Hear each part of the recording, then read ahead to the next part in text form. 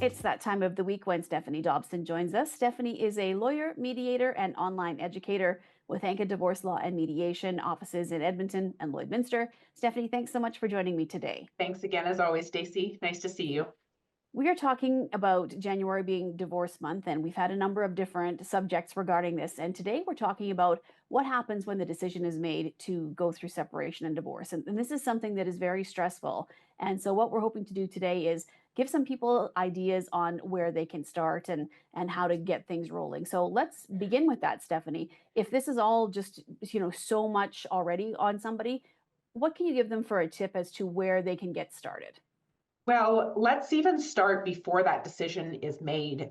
Sometimes one of the most difficult things to do is to make that decision to separate. So even before that final decision is made, you can do a few things to kind of get yourself ready. If you can feel that process sort of trickling in or possibly being there, the first thing that you might want to do is to think of your emotional preparedness. Assuming that your feelings are probably a bit of a roller coaster at this time, it's advisable that you consider speaking with someone to help you through those emotions. So whether that's a friend, a colleague, a neighbor, even a therapist to help you to process your feelings, and really surround yourself with people who can offer you that comfort and understanding. The second thing is financial preparedness.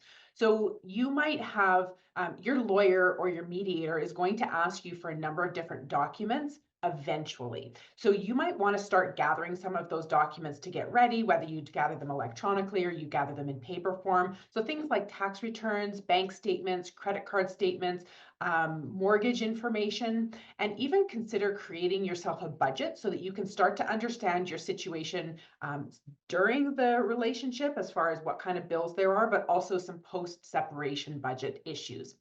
Third, I encourage you to get in to meet with a lawyer. So even if that decision to separate hasn't been quite made yet, you might want to start to get some preparations to really get a lay of the land and understand a little bit better about what the situation that's going to end up transpiring. So really to get you prepared for that.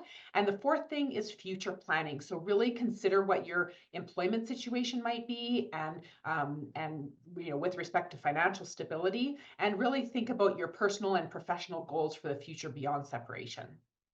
So, can you tell me, Stephanie, what happens and what people can expect when they reach out to a law office? Yeah, it can be a little daunting. There's lots of people that call into our office who really haven't been in contact with a lawyer before. Maybe they've only been in contact with a lawyer to buy or sell their house.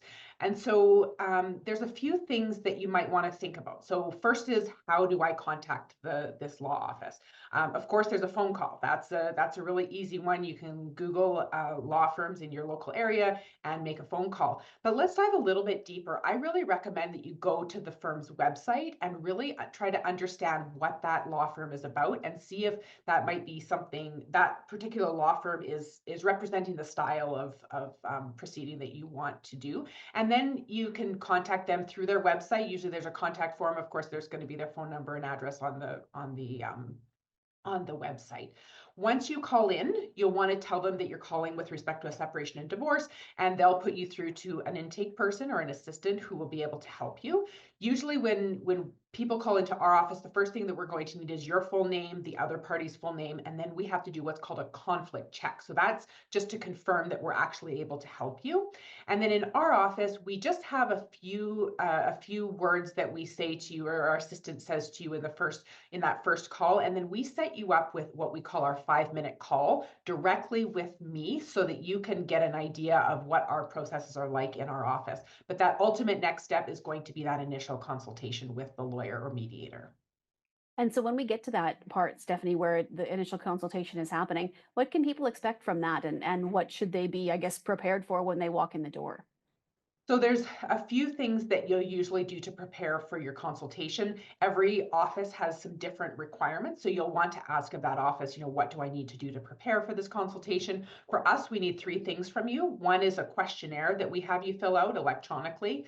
Number two is a valid photo ID. And number three is any documentation that's been specifically requested. So in that 5-minute call, I will go through with people, please bring us in that court paperwork that you've got or that draft separation agreement that's been been prepared ahead of time. So then once you get into the actual consultation itself, I break that down into 3 parts. So the first part is the main part of the consultation, which is what you'll probably expect, which is to describe your story. So what's going on from your perspective? What are the main things that we need to talk about? Usually the main 3 elements are parenting, finances, and division of assets and debts, so division of property. I like to see how things are going. Some people have had discussions ahead of time, and so I like to see, what discussion you and your spouse have had up to that point.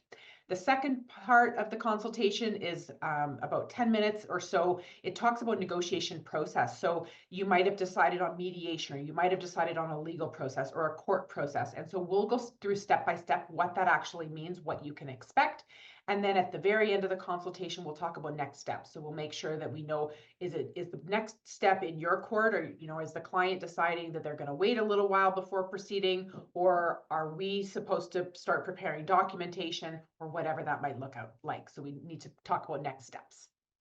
All right. Well, thanks, Stephanie. Some very good information. And as we said, this is kind of a daunting thing for somebody who's never been through it before, or even ever has had to deal with a lawyer. So thanks for clearing that up a little bit. And we will be back to chat with you again next week. Yeah, thanks, Stacey.